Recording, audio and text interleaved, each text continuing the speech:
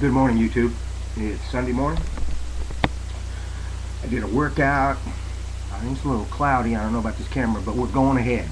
Anyway, I want to start this out with an observation.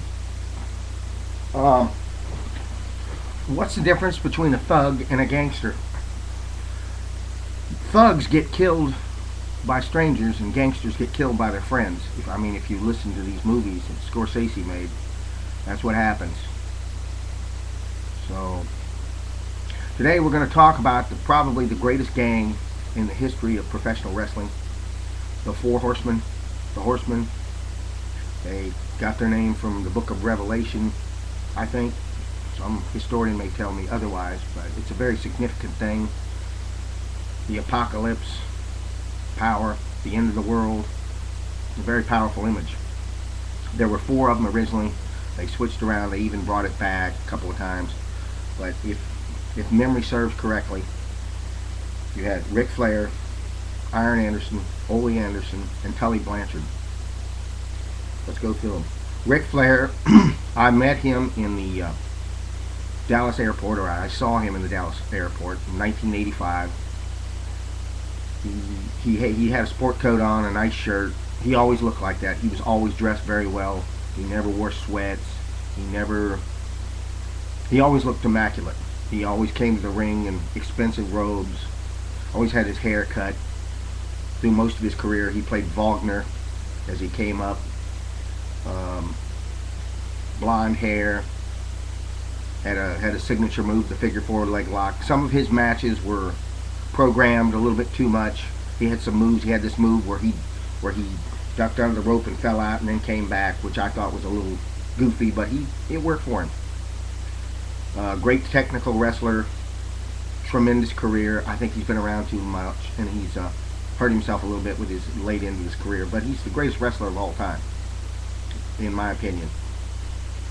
Arn Anderson, as I posted on my Facebook page, is my favorite wrestler. He always closed his interview by saying, "The pleasure was all yours."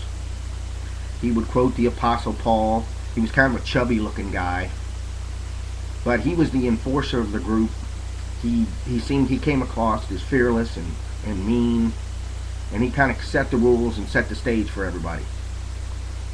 Ole Anderson was not a member that long. I think he was beaten out of it. It's at one point I think they brought in, I think it was Lex Luger. I'm not sure, but they all ganged up on him and just beat the living daylights out of him.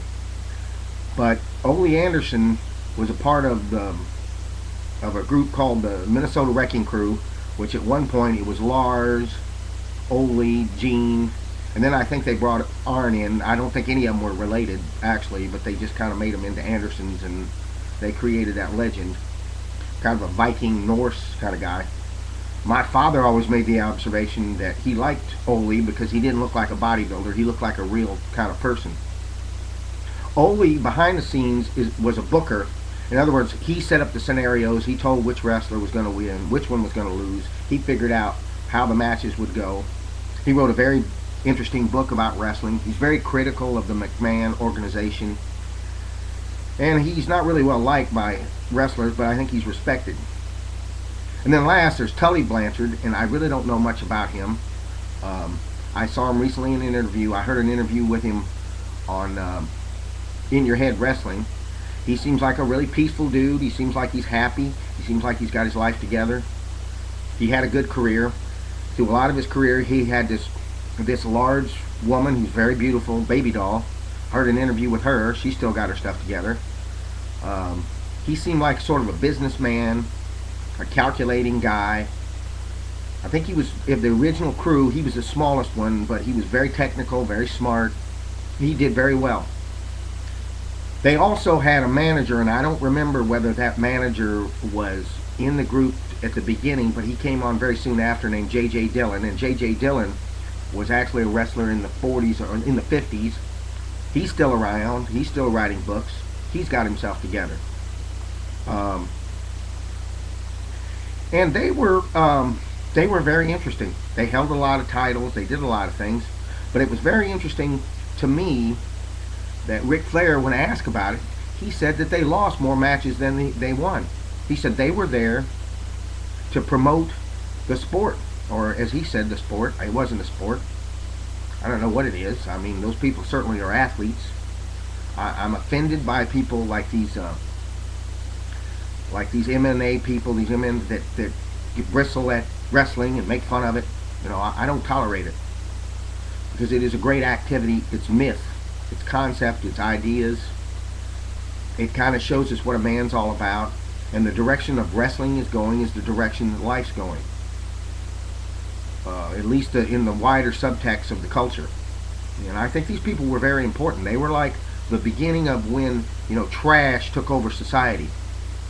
Because they were kind of trash. You know, they would brag about all the women they slept with, all the booze they went, the fact they didn't sleep, the fact they were crazy, and they were. You know, they did it. They just didn't walk the walk. I mean, they just didn't talk the talk. They walked the walk. They were kind of persecutors, or how you say the word, to the NWO. But the NWO, the thing about them that was different than the Horsemen is the NWO ruined their talent. It's like they spent all that time building up Goldberg, and then they beat him up and, you know, made him worthless. It just didn't make sense from a promotional business standpoint. The Four Horsemen, they understood the business, and they understood how to make the business great. Which I don't really agree with the direction the business is. I don't agree with giving wrestlers telling him what to say and everything scripted and everything so forth, and I really don't know what's going to happen to the WWE after Mr. McMahon leaves. I mean, Mr. McMahon is the greatest genius ever in wrestling. There's nobody even close to who he is. He's just brilliant. So anyway, that's a few observations. I think it's very important for what Ric Flair did, that he went out as being an individual and joined a gang.